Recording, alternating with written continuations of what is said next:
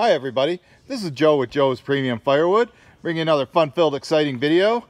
Today's video is a quarterly inventory video, but before I get to that, I wanted to show you a repair I did on my truck that I'm real proud of. As you can see, the wheel well, all the welds have popped around the driver's side wheel well, and when I hauled that Locust the other day, a piece was pushing down on that so hard that it was rubbing against the tire, and it was billowing smoke out the back, so I had to do something about it. So my buddy Froggy gave me these metal tie strap thingies, and I grabbed one of them, and you can see I drilled this hole first. I tried to anyway, but there was a cross member under here, and my drill bit wasn't strong enough to drill through it, so I had to move it a little bit. But as you can see, I wrapped that the cable around there several times and pulled it tight, and it's holding it tight. It's holding it pretty good, so we'll see how long that lasts. I think it may rip through the metal, but we'll see. But if it does, then I'm gonna drill a couple holes in here on this, push it against there, and put a couple bolts in there to hold it. So just wanted to show you that. So anyway, back to the video. This stack right here, my brother and Mike went out and cut. It's almost all oak, and I bought it off him and have already resold it. The guy's already paid for it. He just needs to come out here and split it into his truck. I'll probably make a video of that when he does. Then over here is some more wood that my brother split. There's probably at least 2 truckloads there, 2.5, something like that. And I'll be buying that off him most likely. Then over here is my campfire stack that's all silver maple, sassafras, and cherry. I grabbed a couple pieces the other day from Ken's. Basically for people that can't take ash, you know, into the state camp parks and whatnot.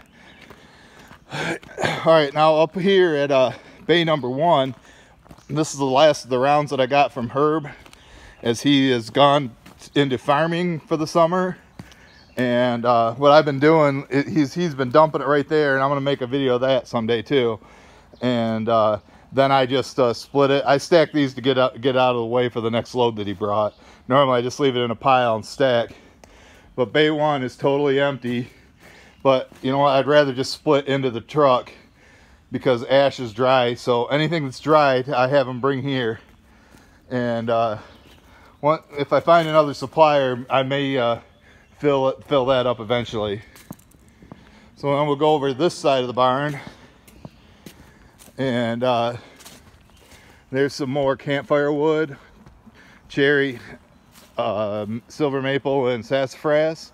And this was from the last video. There's a wall there. I've been selling out of there for summer camping people, so it's took a hit there.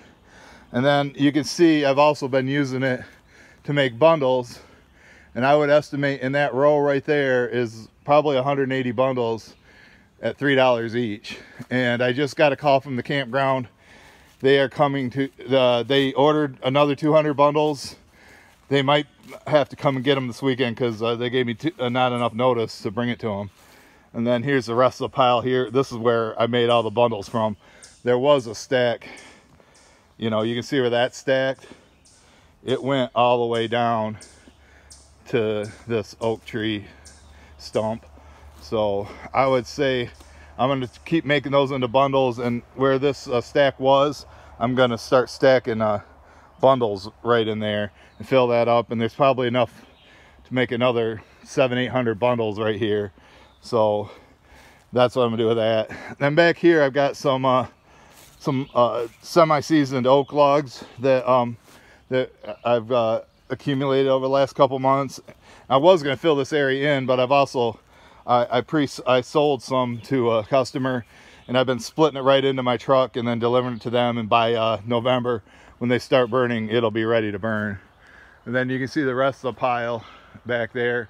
I would say there's at least 70 or 80 truckloads, and I might have to tap into that to rob Peter to pay Paul if I can't get somebody to start supplying me. But you know, by fall, if Herb can start supplying me again, then I'll just go ahead and sell that during the summer, and then he'll just have to bring me wood in the fall. And then here's some junk wood for my mom. You know, this goes into our stove. These are some sassafras that her brought me that was cut too short, so it'll go into our wood stove. And then here's my dedicated cherry pile. I don't know, there's maybe a truckload there. Face cord, maybe a little less. And 100% cherry for people that want it for meat smoking. And there's my apple inventory. That branch my brother brought me, so it's not much. And over here, you know, is my dedicated bundle area, and that's almost all sassafras right there. Still some cherry left over from before, and I got 100 bundles made up right there. If the campground needs some this weekend, if they're short, they're gonna have to come and draw from this pile. So, and over in here is bay number 2. All that stacked wood in there. This just so nice. Is all oak, or at least 90% of it, 99%, let's say. I just see a couple pieces of cherry. All that's oak, but this stuff won't be ready until January, so it's just gonna sit in there. And I'd also like to fill this up, but I need to get somebody willing to sell me ash rounds or anything that's dry that I can bring in there, bring here and unload and split and throw right in there. And I'd love to have this filled up, but I can't find anybody, and I don't have the time between splitting and doing deliveries and making bundles. I really don't have much time to cut, and I don't really have anywhere to cut right now. So let me hop on the quad here and take you out back, go into the woods real quick.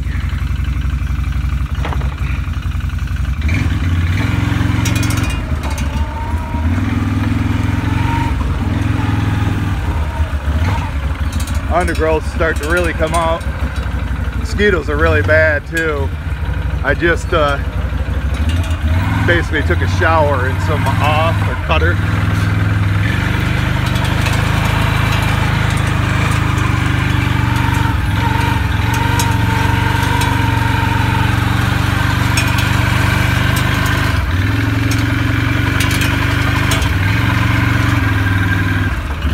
And here's the back side of the pile.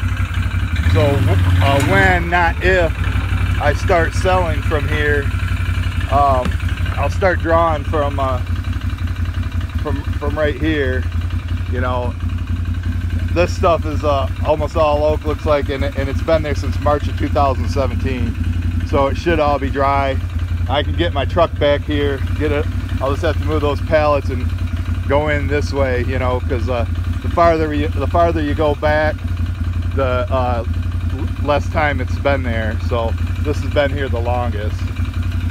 So like I said, I don't want to do it. I wanted to save this for the fall, but I'm not going to lose all my customers because I'm out of wood. And that should be ready to dry. This stuff should be ready to dry in the fall. It's all old.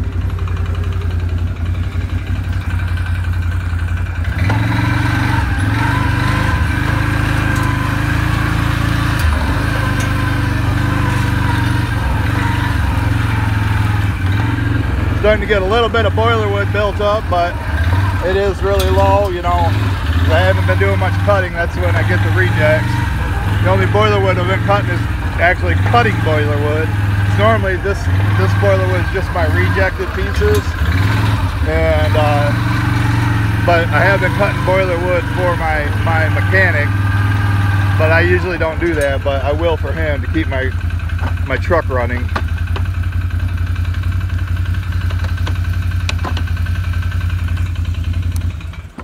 And back here is my hickory storage area. I got this right here. This is what I'll be selling next right here. There's probably, you know, there's probably like maybe half a truckload, and then there's probably at least 1.5 truckloads right here. So that'll get me through the summer if I only sell to my one customer, the barbecue place in Grand Rapids. Then over here, it looks like we had a little accident. I've already restacked this once.